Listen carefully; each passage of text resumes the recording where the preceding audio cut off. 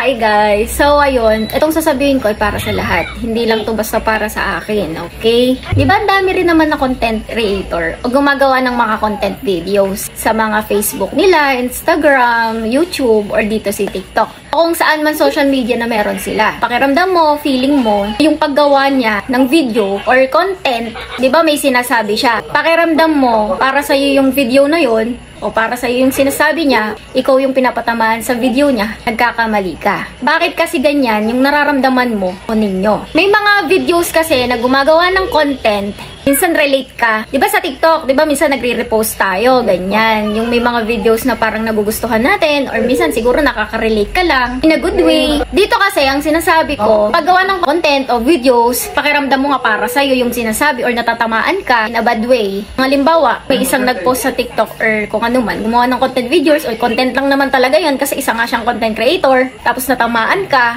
problema mo na yun. In a bad way, nasaktan ka, galit ka, o kumbaga parang alam mo yun, yung pakiramdam mo na nag-guilty ka sa sarili mo kasi ikaw yun. Tapos syempre, magagalit ka or i-blame mo yung sarili mo, gagaslight mo pa yung sarili mo, mamanipulahin mo pa yung sarili mo. Nagigets mo, nagigets nyo, parang ganon. Sa madaling salita, pag content lang. Okay? Walang pinapatamaan. Kaya ganyan yung nararamdaman mo or ninyo. Number one, siguro kilala nyo yung tao. Pangalawa, baka may atraso kayo dun sa tao or may nagawa man sa inyo.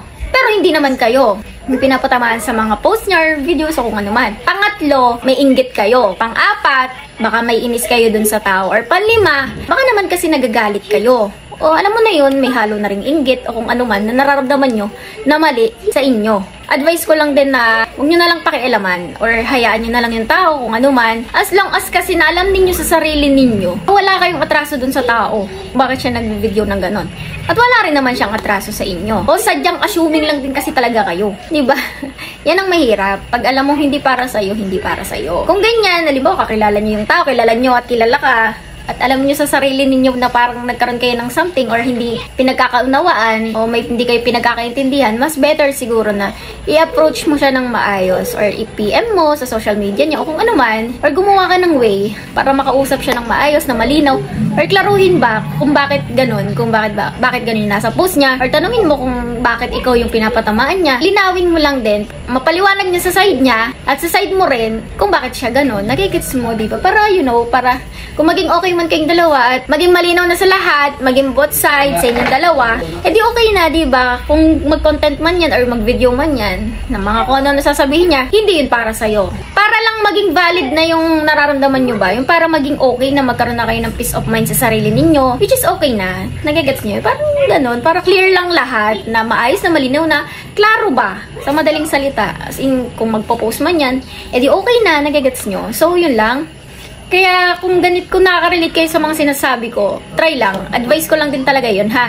E nasa sa inyo pa rin naman yan. Wala pa rin naman yan sa akin. Kumbaga, nagbigay lang ako ng advice or opinion ko sa ganyang situation. Nasa sa inyo pa rin, kayo pa rin ang bahala. Katulad ko, ng content creator lang din naman ako. Matagal na rin ako nag-vlog since 2018 talaga. Nag-vlog na ako. Gumagawa na rin ako ng mga content videos. Minsan may mga patawa, may mga parinig, may mga kung ano-ano bang content na ginagawa ko. Pero yun ay content lang. Kumbagay wala talaga akong pinapatamaan or sinasabi na kung sino yung taong nasa sitwasyon na yun. Or kung sino yung sinasabi ko sa content ko, wala akong pinapatamaan as in. Kumbaga yun lang din talaga yung nagsisink sa isip ko. Yun yung gusto kong sabihin and based on my experience lang din talaga. Kumbaga inia-apply ko lang din siya sa videos dito, tulad neto. Yun lang naman. Kasi malinis kasi ang puso ko at isip ko talaga na clear. Wala talaga akong kagalit, wala kinainisan. Sino na makainisan ko? Kasi nonsense lang din naman kung magpaparinig ka, tas kung malbaw may kagalit ka, tas pariningan may dadaan mo sa social media. My God, sobrang cheap nun ha. Mas better na ganyan, i-approach mo yung tao, harapin mo yung tao. Kung ano man yung nararamdaman mo, harapin mo na lang yung tao. Kung talagang matapang ka, diba? At alam mo rin sa sarili mo na wala kang kasalanan. May pinaglalaban ka lang. Alam mong nasa tama ka. Kung ganun, i-approach mo na lang. Huwag nyo nang idaan sa mga parinig-parinig. Mga social media, yung mga pagpo-post. Kausapin nyo. Kasi wala rin naman mangyayari yung mga pagpaparinig sa mga social media, sa mga shared posts o videos o kung ano man. Wala rin. Walang mangyayari pag ganun. Napaka-cheap naman nun ha. Mas better na harapin mo. Kung hindi mo kaya harapin, umanap ka ng panahon, araw, oras o tamang panahon para dumating sa point na makausap mo yung tao. Ganun lang yun. It takes time, sa madaling salita, kaya lahat. May bagay na pangyayari talaga na darating tayo sa point na gano'n. Di ba nagigets nyo? Kumbaga mas better na kaysa magpo-post ka, magpaparinig ka, harapin mo na lang. Kausapin mo siya. Kung ano yung problema, gano'n. Para maging malinaw sa inyo, yung basta maayos at malinis ninyo, klaklaruhin yung mga bagay-bagay. Nagigets nyo? Isa lang naman yung advice ko, no? Kaya pag content lang po ha. Ako po ay wala talagang kagalit, kinaiinisan, wala akong... God, wala talaga. As in, kung may nainis man sa akin, sino? Sige, mainis lang kayo, pero sa lahat ng gagawin kong content, ni sa inyo, isa sa inyo, wala talaga akong para patamaan o para parinigan. Kasi sobrang cheap naman nun. Maiksi lang ang buhay para magkaroon ka ng kagalit. Always be happy lang. Maging masaya lang kayo sa pangaraw-araw, ganun. Huwag kayong magpadaan sa mga ganyan-ganyang sitwasyon. Maging masaya lang, okay? So, yun lang naman. And sana may makaintindi sa inyo, no? Basta sa lahat ng paggawa ng videos sa akin o kung saan man, content lang talaga, ha? Nililinaw ko na po, yun po ang totoo. Content lang po lahat ng ginagawa ko, okay? Walang patama, wala para paringgan. Meron man po ako drop name or wala man po ako drop name. Wala naman talaga. Sobrang katsipan po kasi talaga, so... Wala po, okay? Yung mga words na makikita nyo sa mga videos ko, like, alam mo na yun, yung content lang. Wala yun. Kasi ang dami na din naman gumagawa nun, diba? Hindi lang naman siguro ako. May iba din. May ilan din dyan ng mga content creator na gumagawa din nun, diba? Clear ko lang lahat na wala po talaga. So, yun lang, malinis. Okay? Sa mga hindi maniniwala dyan, hindi ko na problema yun. At least nililinaw ko at sinasabi ko lang kung ano po yung totoo. Yun lang naman. Sana may makaunawa sa inyo at makaintindi. Yun na lang. Tsaka number one, wala naman dapat kasing ikainis, wala naman dapat ikagalit, at lalo na wala naman dapat ikainggit. Lalo na sa akin, wala kay kainggit. Sino ba naman ako? Sa itsura kong to, napakapangit ko ha. May maingit pa ba? Diyos ko po, wala. Lahat ng babae maganda. Okay? Ugali lang talaga minsan ng, alam mo, nasablay. Pero normal lang yun.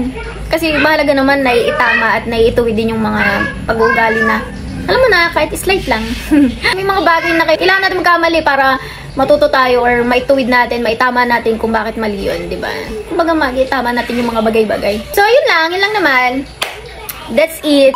Kung hindi pa kayo naka-follow sa aking TikTok, mag-follow na din kayo. Mag-follow na rin kayo sa Facebook page ko, Ella Vlogs. Okay? Mag-subscribe na din kayo sa aking YT channel. Nandiyan naman yung link, click nyo na lang. Lilinaw ko lahat. Clear na clear, yun lang talaga.